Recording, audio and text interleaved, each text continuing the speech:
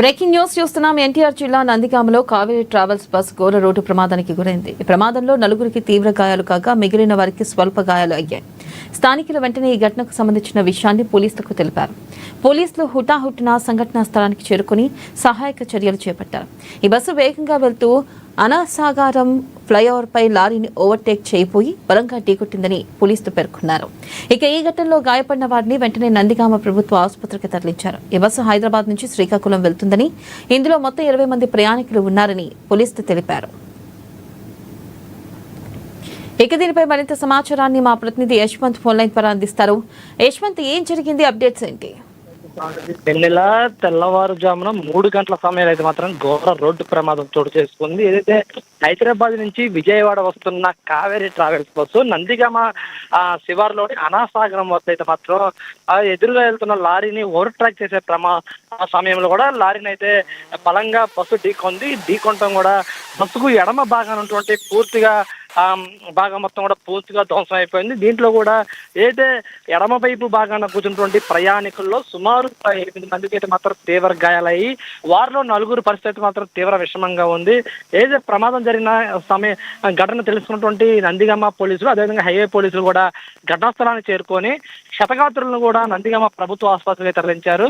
దీంతో కూడా ఒక్కసారిగా అక్కడ ఉన్నటువంటి ప్రమాద ఘటన చూసేందుకు కూడా స్థానికంగా అయితే మాత్రం ఒక హృదయ విదారక ఘటన అయితే మాత్రం కూడా కనిపించింది.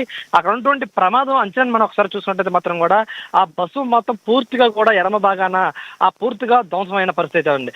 అంటే ఒక్కసారిగా ఆ బస్సు ఎంత వేగంగా వెళ్ళి ఒక లారీని ముందుగా వెళ్తున్నటువంటి లారీని ఎంత బలంగా ఢీకొట్టుకుందో కూడా మనం ఒకసారి ఆ విజువల్స్ లో కూడా చూసుకోవచ్చు. అంటే ఈ ప్రమాద అంచనా ఏ విధంగా ఉందో కూడా చూసుకోవచ్చు. అంటే ఈ ప్రమాదంలో కూడా ఎలాంటి ప్రాణ నష్టం జరగనప్పటికీ కూడా గాయాలైతే మాత్రం కూడా తీవ్రంగా అయ్యాయని చెప్పుకోవచ్చు. అంటే ఒక్కసారి లారీ ముందుకు వెళ్తున్న దాన్ని కూడా తప్పించే ప్రయత్నంలో, అంటే ఓవర్ ట్రాక్ చేసే ఆ సమయంలో కూడా డ్రైవర్ అయితే మాత్రం కూడా చాలా నిర్లక్ష్యంగానే డ్రైవింగ్ చేయడం వల్లనే ఈ ప్రమాదం చోటు చేసుకుందని చెప్పేది అయితే మాత్రం కూడా ఆ స్థానికుల నుండి ప్రయాణికులు కూడా చెప్తున్న పరిస్థితి అయితే ఉంది. దీంతో కూడా ఏదైతే బస్సు ప్రమాదం జరిగిన తర్వాత సుమారు బస్సులో కూడా సుమారు 30 మంది ప్రయాణికులు ఉన్నారు. వారిలో కూడా కొంతమందిని అయితే మాత్రం కూడా వేరే బస్సుతో కూడా వాళ్ళ గమ్యన స్థానానికి తరలించారు. మరి కొంతమంది అయితే మాత్రం విజయవాడ నందిగామ ప్రభుత్వ ఆసుపత్రి అయితే మాత్రం చికిత్స అందిస్తున్నారు.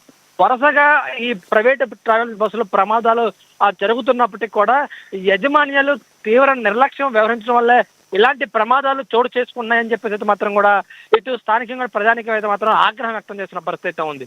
కానీ ఏదైతే నేషనల్ హైవేలపై కూడా ఎలాంటి స్పీడ్ లిమిట్ లేకపోవడం, అదేవిధంగా కూడా అనుభవం లేని డ్రైవర్లతో కూడా ప్రైవేట్ యాజమాన్యాలు ఇలా డ్రైవింగ్ చేపించడంతోనే ఇలాంటి ప్రమాదాలు చోటు చేసుకొని అమాయకమైనటువంటి ప్రయాణికులు ప్రజల ప్రాణాలు కోల్పోతున్నారు. అదేవిధంగా కుటుంబంలోని తీవ్ర విషాదాలు నెలకొంటున్నాయని చెప్పేసి మాత్రం కూడా పెద్ద ఎత్తున మాత్రం స్థానికులు ఆగ్రహం వ్యక్తం చేస్తున్న పరిస్థితి ఉంది. ఇప్పటికైనా కూడా ఇటు ప్రభుత్వాలు కానివ్వచ్చు, అధికార యంత్రాంగాలు కూడా ఏదైతే ప్రైవేట్ యాజమాన్యంలో ఉన్నటువంటి నియమ నిబంధనలు మరింత కఠినం చేయాలి, ఒక స్పీడ్ లిమిట్ని వాళ్ళకి అప్లై చేయాలి. దాంతో పాటుగా అనుభవజ్ఞులైనటువంటి డ్రైవర్లనే వీళ్ళకి కేటాయించి వాళ్ళతోనే బస్సులు తోలే విధంగా చేయాలని చెప్పేసి మాత్రం కూడా ఇటు ప్రజానికం కోరుకుంటుందని కూడా చెప్పుకోవచ్చు మనం. Right, thank you Yashwant.